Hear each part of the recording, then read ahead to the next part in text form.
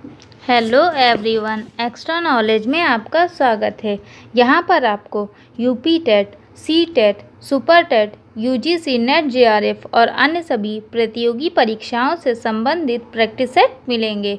तो आज हम आपके लिए लाए हैं आरआरबी एनटीपीसी ग्रुप सी और डी का प्रैक्टिस सेट नंबर 5। तो आइए शुरू करते हैं।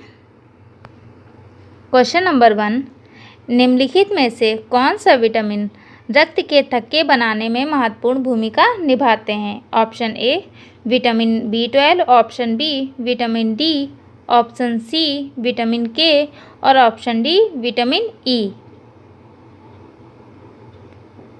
तो यहाँ पे आपका आंसर होगा ऑप्शन सी, विटामिन के आपका रक्त का थक्का बनाने में महत्वपूर्ण भूमिका निभाते हैं।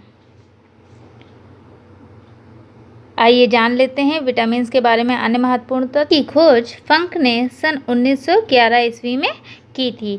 इसे रक्षात्मक पदार्थ भी कहा जाता है और विटामिन्स एक प्रकार का कार्बनिक यौगिक होता है। अगर बात की जाए कि कौन सा विटामिन्स संश्लेषण हमारे शरीर में होता है तो वो आपका विटामिन डी और के होगा, जो कि आपके विटामिन ए जो कि खोज आपकी मैकुलन ने की थी 1920 ईस्वी में, और इसका रासायनिक नाम बीटा कैरोटीन, रेटिनॉल या कैरोटीनॉइड भी कहते हैं। वहीं आपके विटामिन B1 को थायमीन, विटामिन B2 को riboflavin, vitamin B3 पैंथेनिक, vitamin B5 को नियासिन और विटामिन B6 को पायरिडॉक्सिन, विटामिन B7 बायोटीन और विटामिन B12 साइनोकोबाल्मिन। वहीं विटामिन सी को स्कर्बिक अम्ल, विटामिन डी को कैल्सीफेरॉल और विटामिन ई को टोकोफेरॉल कहते हैं। अब क्वेश्चन में बात हुई है विटामिन के की तो इसे फिलोक्विनिन कहते हैं। इसकी कमी से रक्त का थक्का नहीं बन पाता है। अगर स्रोत की बात की जाए आपका विटामिन के किस में होता है तो यह आपका टमाटर, हरी सब्जियां और आतों में भी उत्पन्न होता है।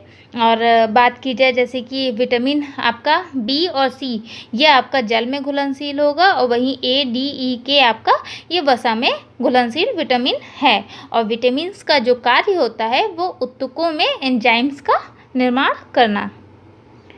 आइए बढ़ते अब अपने क्वेश्चन नंबर 2 की तरफ। भारतीय मुद्रा के नोट कहाँ मुद्रित किए जाते हैं? Option A Nai Delhi, option B Bombay, option C Nashik या ऑप्शन डी आगरा। तो यहाँ पे आपका आंसर होगा ऑप्शन सी, नासिक में भारतीय मुद्रा के नोट मुद्रित किए जाते हैं। जानते हैं जैसे कि भारत में 4 जगहों पर, जिसमें नासिक, देवास, मैसूर व सालबोनी पश्चिम बंगाल में नोटों की छपाई का काम किया जाता है। जैसे कि बात की जाए नासिक, तो नासिक में 1947 के बाद से नोटों की छपाई होना शुरू हो गई थी। वहीं आपका देवास जो कि आपके मध्य प्रदेश में पड़ता है, यहाँ 1975 में नोटों की छपाई का कार्य शुरू हुआ। वहीं मैसूर की बात की जाए तो यहाँ 1999 में, और सालबोनी पश्चिम बंगाल में 2000 में नोटों की छपाई का काम शुरू किया गया था। और नोटों की छपाई के लिए जो स्याही प्रयोग में की जाती है उसका अगर आयात की बात की जाए तो वो हमारे स्विट्जरलैंड से आयात किया जाता है। और इसमें 3 तरह की इंक का प्रयोग किया जाता है। जो पहली इंक जैसे इंटेग्लियो इंक बोलते हैं, इसका जो इस्तेमाल होता है वो जो महात्मा गांधी की नोट पे तस्वीर होती है उन पर प्रयोग किया जाता है। वहीं फ्लोरेंस इंक जो कि नंबर आपके नोट पे होते हैं उसकी छपाई के लिए इस इंक का प्रयोग किया जाता है। वहीं ऑप्टिकल वेरिएबल इंक का प्रयोग कि नोट की नकल ना हो पाए इसलिए इस इंक का प्रयोग किया जाता है। आइए बढ़ते हुए अपने क्वेश्चन नंबर 3 की तरफ। माउंट एवरेस्ट की चोटी पर पहुंचने वाली पहली महिला कौन थी? Option A Bachendri Pal, option B Junko Tabei, option C Arunima Sinha या ऑप्शन डी प्रेमलता अग्रवाल।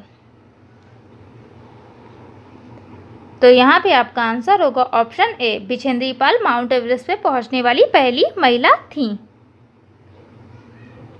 आइए जान लेते हैं कुछ अन्य महिलाओं के बारे में। बिछेंद्री पाल आपका जो 1974 में एवरेस्ट पे पहुंचने वाली पहली भारतीय महिला थी। इनका नाम गिनीज वर्ल्ड ऑफ रिकॉर्ड में लिस्टेड है।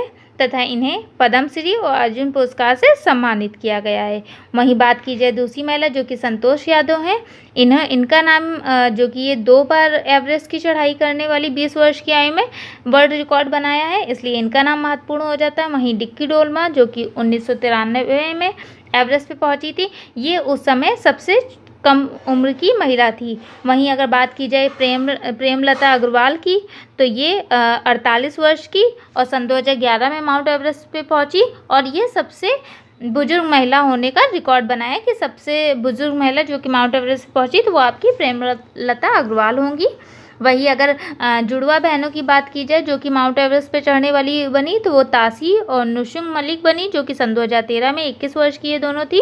वहीं अरुणिमा सिन्हा जो कि आपकी दुनिया की पहली अपंग महिला थी जो कि माउंट एवरेस्ट पे पहुंची सन 2013 में, और इन्होंने बिछेंद्री पाल से माउंटेनियरिंग फॉर्मल ट्रेनिंग ली थी और सन 2015 में इन्हें भी पद्मश्री से सम्मानित किया गया। जो कि अब अगर सबसे कम उम्र की लड़की की बात की जाए तो मालावत पूर्णा है जो कि 13 वर्ष की थी। सन 2014 में माउंट एवरेस्ट के शिखर पर पहुंचकर चमत्कार दिखाया। जैसे कि मालावत पूर्णा से पहले अगर क्वेश्चन की बात की जाती तो वो आपका डिक्की डोलमा होती, लेकिन अब आपकी मालावत पूर्णा है। आइए बढ़ते हैं अपने क्वेश्चन नंबर 4 की तरफ। माले किस देश की राजधानी है? Option A Mauritius, option B Lakshadweep, option C Maldives या ऑप्शन डी मलेशिया। तो यहाँ पे आपका आंसर होगा ऑप्शन सी, मालदीव की राजधानी माले है। आइए जानते हैं मालदीव के बारे में। मालदीव जो कि 1192 छोटे छोटे कोरल द्वीप पर स्थित है।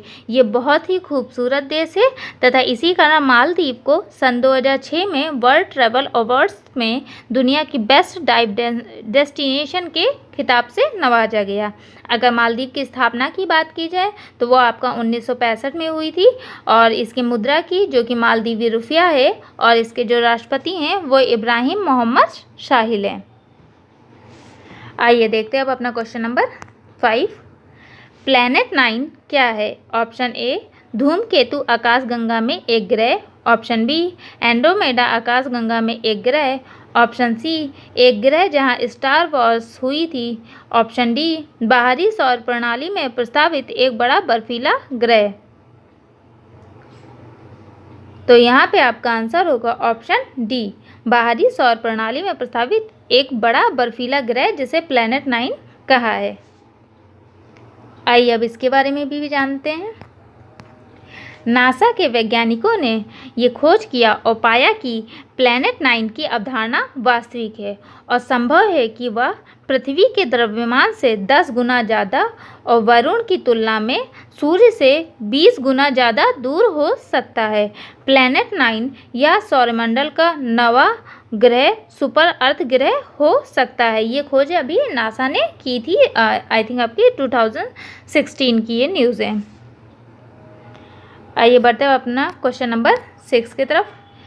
युगांडा की राजधानी का नाम क्या है? Option A Mogadishu, option B Kampala, option C Lusaka या ऑप्शन डी बुलेंगा। तो यहाँ पे आपका आंसर होगा ऑप्शन बी, कंपाला आपकी युगांडा की राजधानी है। आइए युगांडा के बारे में जानते हैं। युगांडा जो कि आधिकारिक तौर पे युगांडा गणराज्य पूर्व अफ्रीका में एक लैंडलॉक या ऋणबद्ध देश है। युगांडा दुनिया का एक ऐसा देश है जिसे गोरिल्लाओं का देश भी कहा जाता है। तो अगर गोरिल्लाओं के देश की बात होगी तो वो आपका युगांडा है। यहाँ कुल 30 भाषाओं से ज़्यादा भाषाएं बोली जाती हैं, जिसमें से यहाँ की अगर राष्ट्रीय भाषा की बात की जाएगी तो वो आपकी इंग्लिश है। युगांडा की करेंसी जो कि युगांडा सिलिंग है और अगर भारत से इसकी तुलना की जाए तो 1 रुपये बराबर 56 युगांडा सिलिंग होता है। युगांडा की राजधानी कंपाला शहर है जिसे पूर्वी अफ्रीका के सबसे अच्छे शहरों में माना जाता है। युगांडा एक बहुत ही गरीब देश है। यहाँ की बहुत बड़ी आबादी दिन के 70 रुपये से भी कम कमाती है। यहाँ की सरकार आज तक किसी भी नेशनल फ्लावर को बना नहीं पाई है अपना प्रतीक। यहाँ पर अगर आप गलती से किसी एक पेड़ को काट देते हैं तो उसकी जगह आपको 3 पेड़ लगाने पड़ते हैं। अगर युगांडा की सीमाओं की बात की जाए तो वो 5 देशों के साथ अपनी सीमाएं साझा करती हैं, जिसमें रवांडा, तंजानिया, केन्या, दक्षिण सूडान और कांगो लोकतांत्रिक गणराज्य है। युगांडा का राष्ट्रीय खेल फुटबॉल है और यहाँ के निवासियों को युगांडस बोला जाता है। और ये यहाँ की जो आबादी है वो 14 वर्ष, आधी आबादी 14 वर्ष से कम है, इसलिए इसे दुनिया का सबसे जवान देशों में से एक बनाता है। आइए बढ़ते हैं अपने क्वेश्चन नंबर 7 की तरफ। भारत की सबसे लंबी दूरी की रेलगाड़ी किन स्टेशनों के बीच में चलती है? Option A Kanyakumari Baramulla, option B Dibrugarh Naliya, option C Dibrugarh Kanyakumari या ऑप्शन डी तिरुवनंतपुरम नई दिल्ली। तो यहाँ पे आपका आंसर होगा ऑप्शन सी डिब्रूगढ़ कन्याकुमारी तक, डिब्रूगढ़ से लेके जो कि असम में है से कन्याकुमारी तक भारत की सबसे लंबी दूरी की रेलगाड़ी चलती है, जिसका नाम आपका विवेक एक्सप्रेस है। आइए जानते हैं इसके बारे में। विवेक एक्सप्रेस यह ट्रेन भारत की सबसे लंबी दूरी की ट्रेन है जो कि कन्याकुमारी तमिलनाडु से डिब्रूगढ़ असम तक चलती है। ये टोटल आपका 4273 किलोमीटर चलती है। वहीं अगर आपकी आ जाए गतिमान एक्सप्रेस तो ये आपका 5 अप्रैल सन 2016 को नई दिल्ली के हजरत निजामुद्दीन स्टेशन से आगरा कैंट के बीच चलाई गई थी। ये आपकी भारत की सर्वाधिक गति वाली ट्रेन है। ठीक है, सर्वाधिक लंबी दूरी वाली तो विवेक एक्सप्रेस और सर्वाधिक गति वाली बात की जाएगी गति वाली ट्रेन तो आपकी वो गतिमान एक्सप्रेस है, जिसकी अधिकतम गति 160 किलोमीटर प्रति घंटा है। डेक्कन क्वीन ये भारत की पहली इलेक्ट्रॉनिक ट्रेन है जो बम्बई से पुणे के बीच में चली थी। वहीं विश्व का सबसे लंबा रेल मार्ग जो कि लेनिनग्राड से लेकर व्लादिवोस्तोक तक विस्तृत है वो आपका ट्रांस साइबेरियन रेल मार्ग है। अपने क्वेश्चन नंबर 8, आर्कीपेलागो क्या है? ऑप्शन ए द्वीपों का समूह, श्रृंखला, संघ या संग्रह, ऑप्शन बी भूमि और समुद्र का मिलन, ऑप्शन सी एक वास्तुकार का वैकुंठ या ऑप्शन डी एक प्रकार का चर्च। तो यहाँ पे आपका आंसर होगा ऑप्शन ए द्वीपों का समूह, श्रृंखला, संघ या संग्रह को आर्कीपेलागो कहते हैं। अगर बात की जाए विश्व के स्तर पे तो सबसे बड़ा द्वीप समूह कौन सा है तो वो आपका मलय द्वीप समूह है, जिसे आप इंडो ऑस्ट्रेलियाई द्वीप समूह या फिर ईस्ट इंडियन नुस्तारा या मसाले द्वीप समूह के नाम से भी जान सकते हैं। यह द्वीप समूह आपका विश्व स्तर पे सबसे बड़ा द्वीप समूह है और इसका जो स्थान है, अगर इस मलय द्वीप समूह की बात की जाए तो ये आपका हिंद महासागर और प्रशांत महासागर के बीच में पाया जाता है।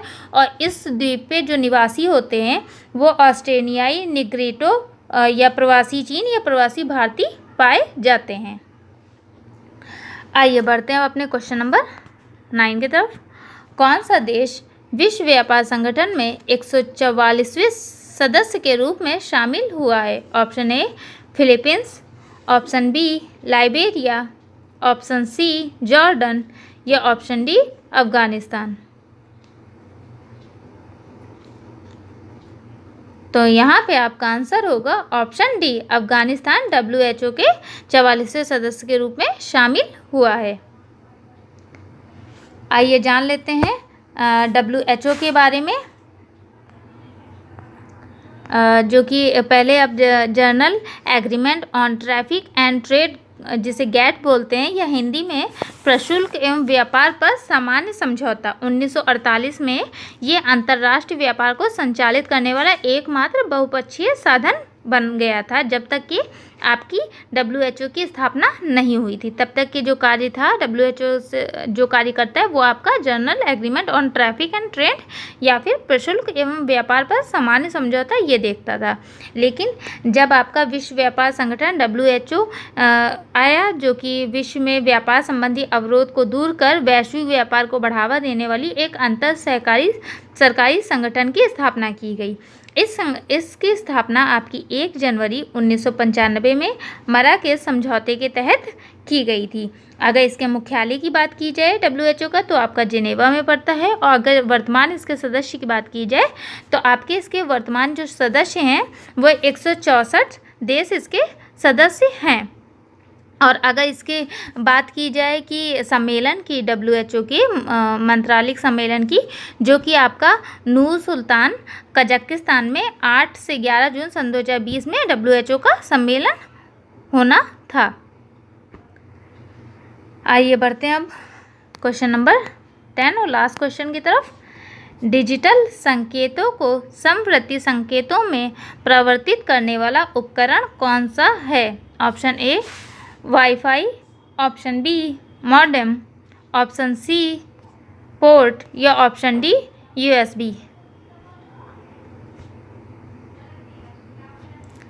तो यहाँ पे आपका आंसर होगा ऑप्शन बी। मॉडेम जो है आपका वो डिजिटल संकेतों को समवर्ती संकेतों में परिवर्तित करने वाला उपकरण है। वही मॉडेम को मॉड्यूलेटर या डिमॉड्यूलेटर के रूप में जानते हैं और संक्षिप्त रूप में हम मॉडेम कहते हैं। यह एक ऐसी युक्ति होती है जो कि आपका सांख्यिकी डिजिट्स को, सूचना को मॉड्यूलेट करके एनालॉग प्रारूप में भेजती है, और जो एनालॉग प्रारूप में इसे सिग्नल मिलता है उसे हम डीमॉड्यूलेट करके डिजिटल रूप में ग्रहण करते हैं। ये आपका मॉडेम का कार्य होता है। वहीं अगर बात की जाए कि आपके पोर्ट की अगर बात की जाए तो जो पोर्ट होता है यह सिस्टम से डेटा के लिए प्रवेश या निकासी बिंदु कहा जाता है। मतलब पोर्ट का जो कार्य होता है उसकी सहायता से डेटा CPU से बाहर निकालना है या CPU के अंदर डालना है तो वो पोर्ट का कार्य होता है। ठीक है। और USB जिसका फुल फॉर्म आपका यूनिवर्सल सीरियल बस है। ठीक है। इसका जो कार्य आपका रहेगा, ये एक तरह का स्टैंडर्ड केबल कनेक्शन होता है जो कि एक इंटरफेस प्रदान करता है। आई होप आपको हमारे लाए हुए 10 क्वेश्चंस और उसकी व्याख्या समझ में आई होगी। तो प्लीज़ अगर कोई सुझाव है तो आप मुझे कमेंट बॉक्स में दे सकते हैं। प्लीज़ शेयर करें, सब्सक्राइब करें एंड लाइक करें। Thank you for watching my channel.